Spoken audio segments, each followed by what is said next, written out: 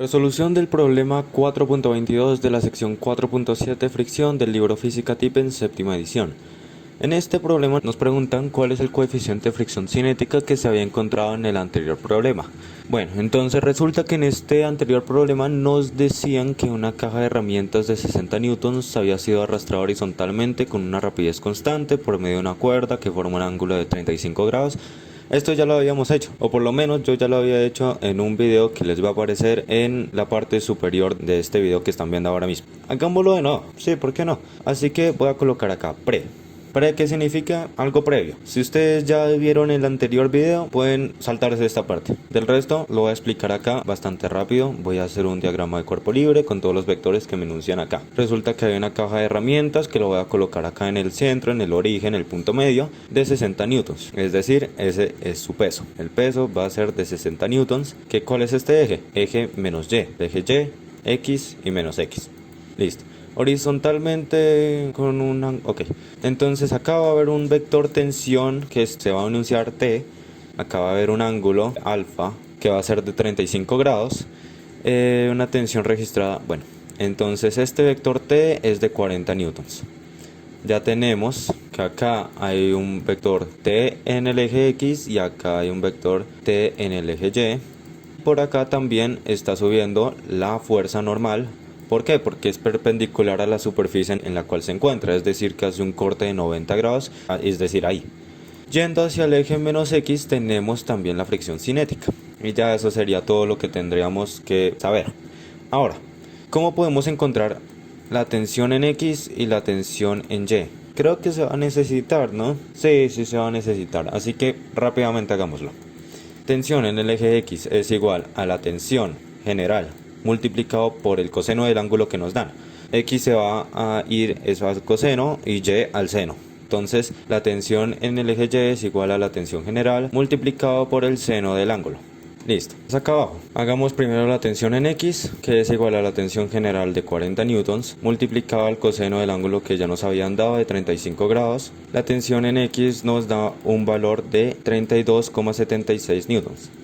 Ahora, para la tensión en Y sería utilizando la misma tensión general multiplicado por el seno del mismo ángulo de 35 grados y eso nos da un resultado de 22,94 newtons. Ya habremos encontrado la tensión en el eje X y la tensión en el eje Y. Para nuestro segundo paso previo, encontremos criterios. ¿Cuáles criterios de equilibrio? La sumatoria de fuerzas en el eje Y es igual a 0 y la sumatoria de fuerzas en el eje X es igual a 0.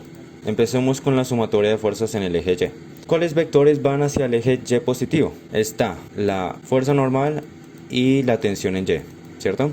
Y para el eje menos Y está el peso, es igual a 0. Para despejar la fuerza normal y que nos quede sola, pasamos la tensión en Y a restar, porque como está sumando pasa al otro lado a restar.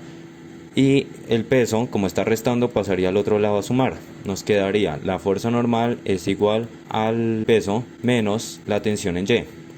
Entonces, ¿de cuánto nos había dado el peso o cuánto nos decía el ejercicio? 60 newtons. Menos la tensión que apenas encontramos de 22,94 newtons. Esta de acá. Si realizamos el cálculo, ¿cuánto nos debería dar? Nos da 37,06 newtons. Bien, esa es nuestra fuerza normal.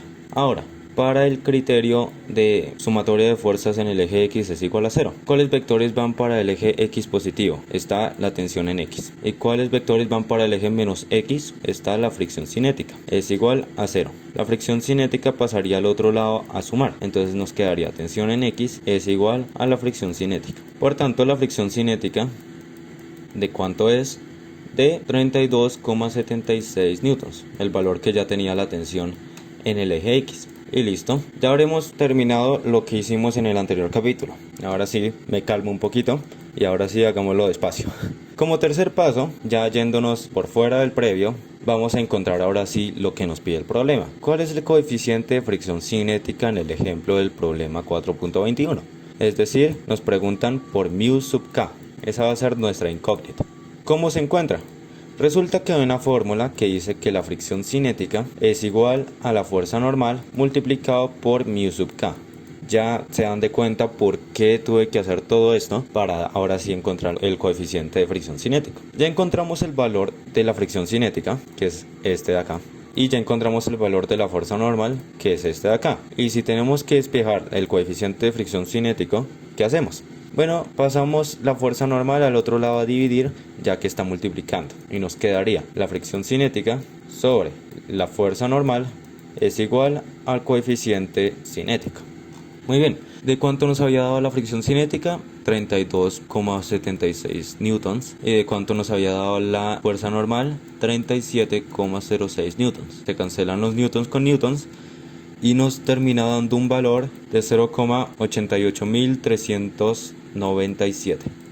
Ese sería como tal el resultado para el ejercicio 4.22. Así que ya habiendo dicho esto, ejercicio resuelto. Muchas gracias por la atención prestada durante el ejercicio de hoy. Espero hayan entendido todo lo que tuvo que haber sido con el diagrama de cuerpo libre, todo lo que tuvo que haber sido con lo del problema 4.21, lo de la descomposición de la tensión T, de también los criterios de equilibrio, de cómo encontrar la fricción cinética, la fuerza normal y por último el coeficiente de fricción cinética. Así que muchísimas gracias, espero hayan entendido a totalidad todo lo que he explicado y hasta la próxima. Muchas gracias.